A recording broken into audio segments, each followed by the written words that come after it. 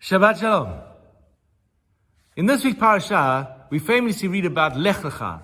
Abraham is told by God, leave your homeland, travel to a land that I will show you. And now in the verse it opens and says, Lech Lecha, you must go. And yet in the text it says, Vayelech ito Lot. Lot goes with Abraham. Who is Lot? Lot is the nephew of Abraham. Why does he travel with Abraham? Why does he leave his home? Because Lot's father had died. In the end of last week's parasha, in a very cryptic verse, the Torah tells like this: Eile toldot Terach. These are generations of Terach.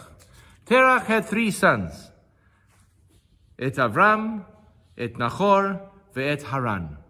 3 brothers. 3 sons: Abraham, Nachor, and Haran. V'yamot Haran al penei Terach aviv. And Haran dies through the words of Terach, his father. What's going on? You're all familiar with the most famous medrash, the most famous story of Abraham, which does not appear in the Torah. The story about how Abraham is taking care of his father's idol shop, how he smashes all the idols, and how Terach comes back home and he's fuming that Abraham had destroyed the idols. He takes him to the king Nimrod. Nimrod says, why aren't you worshiping the gods? Abraham says, I only worship the one true God. He's thrown into a fire, the Ur Kasdim, and a miracle happens that he survives the flames. His brother Haran is watching the scene. Abraham leaves the fires. And Nimrod turns to his brother and says, anyone else following in the footsteps of Abraham? Haran says, my brother's amazing. A miracle happened to him. He survives the fire. I'm with Abraham. And he puts up his hand and says, I'm with Abraham. Nimrod says, into the fire with you too. Haran is thrown into the fire and he dies. Why is it that with Abraham, God does the miracle, but not with Haran? The answer is very simple. Haran sat on the fence. He watched to see which way the wind would blow. Would he side with Abraham? Would he side with Nimrod? Well, let's see what happens. If Abraham survives, I'm with Abraham. If Abraham dies, I'm going to say I'm with Nimrod. I'll sit on the fence and see what happens. If you're sitting on the fence, you're not truly invested. And this was the failure of Haran. In life, we're all going to have to make the choices. Are you with Abraham? Are you with Nimrod? And if we play in the game and we're not in it 100%, we'll end up losing like Haran did. So Lot looks at this and says, I'm with Abraham. I'm with him. 100%. I'll leave my home. I'm going to travel to the land of Canaan. I'm going to be there with him. But part of that values of Haran are still present in Lot. When things start getting a bit difficult, right? When the shepherds start fighting with each other, Haran, instead of stopping the shepherds, sides with the shepherds. What was the argument? Abraham and Sarai have no children. Everyone knows about the promise that this land will belong to Abraham. And the shepherds of Haran say, Abraham has no heirs. Only Lot is here. Lot will take over afterwards. So the land basically belongs to us. And Abraham has to do the most difficult thing of his, one of the most difficult things of his life. He had left home. He had taken Lot with him. He had raised Lot. He cared for him, especially in the aftermath of his brother. He thought that Lot was with him all the way. And when Lot turns him down, Abraham says, you go left, I'll go right. And Lot looks up and he chooses the city of Sodom. A city that stands for everything that Abraham tried to fight against. In our parsha we read how Lot is later kidnapped and gets caught up in a war. Abraham's response, my nephew is in trouble, I'll drop everything, I'll go and save him, even if it puts my life in danger. What a contrast. Haran sits on the fence the whole time, see what's going to happen.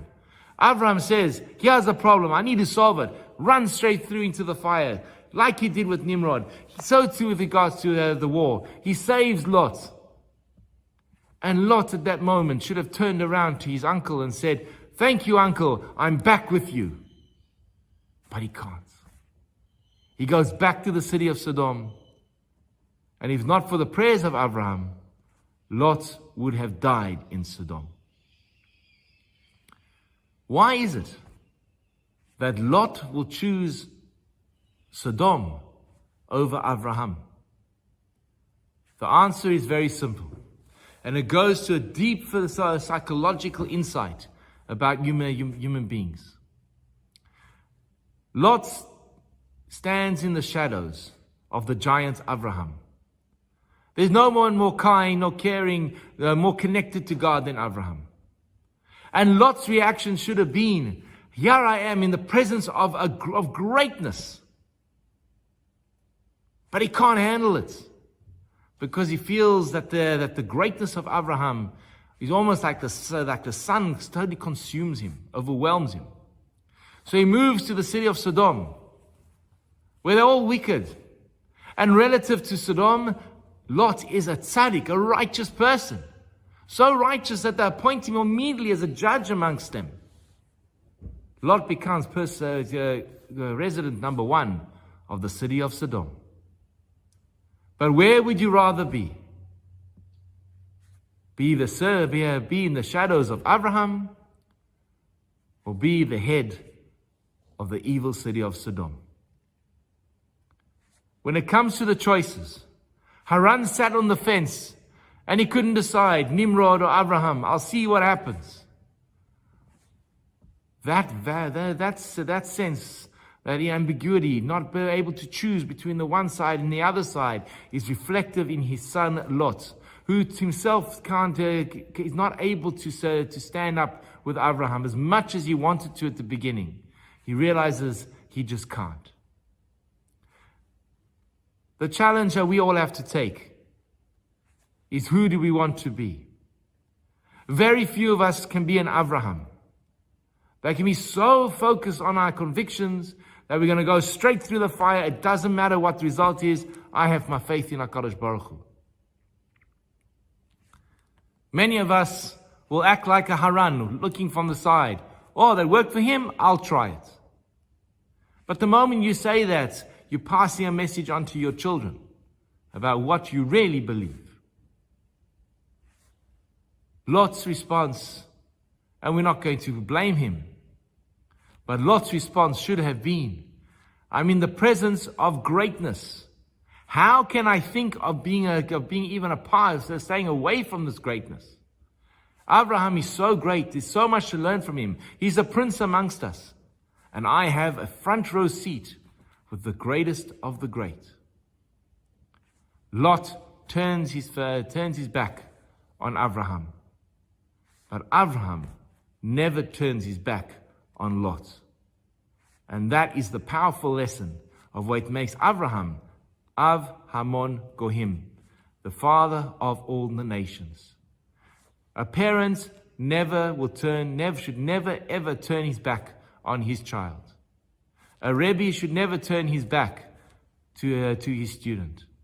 Even when the student and the child disappoints and wants to go its own way, and there's a forced and painful separation, Abraham never forgets, and he's always looking out for his nephew Lot. And when push came to shove, Abraham drops everything to take care for him. How many times do we have in our lives friends, family who've disappointed us, let us down, and we turn our backs on them? We complain and say, they let me down. They never did this for me. It's not fair. I'm so upset. I'm so angry. I can't let it go.